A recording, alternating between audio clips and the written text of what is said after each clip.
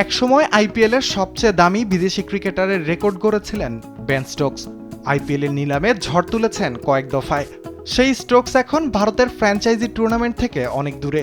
সেটির কারণ এবার খোলাসা করলেন ইংল্যান্ডের টেস্ট অধিনায়ক।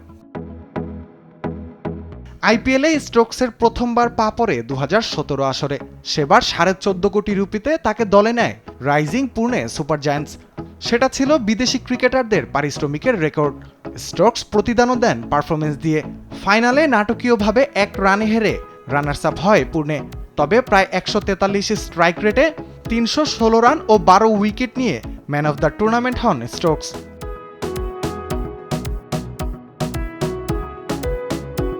পরে তাকে এক দফায় 12.5 কোটি রুপিতে দলে নেয় রাজস্থান রয়্যালস।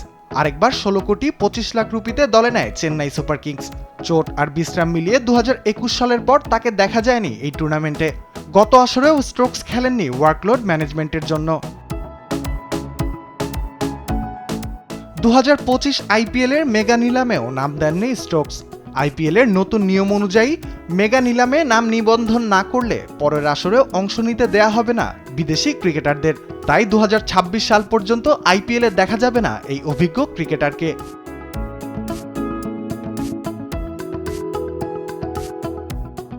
ইংল্যান্ডের হয়ে এখন আর সংক্ষিপ্ত ফরম্যাটে খেলেন না স্টোকস। আন্তর্জাতিক টি-20 সবশেষ খেলেছেন 2 বছর আগে। তবে তার অভিজ্ঞতা, ম্যাচ জেতানোর ক্ষমতা ও অলরাউন্ড সামর্থ্য মিলিয়ে তার দিকে নজর থাকতে পারত দলগুলোর।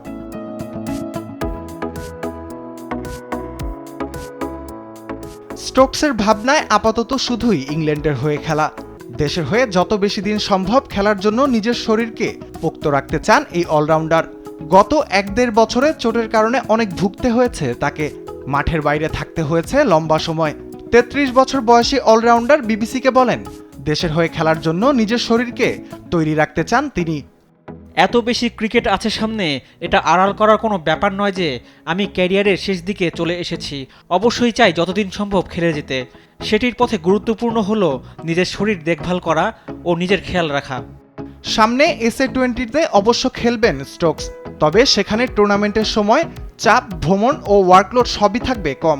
আইপিএল থেকে তিনি আপাতত দূরে থাকছেন দেশের হয়ে ক্যারিয়ার দীর্ঘায়িত করতে। রাফিউল ইসলাম রাতুল, স্পোর্টস ডেস্ক, দেশ টিভি।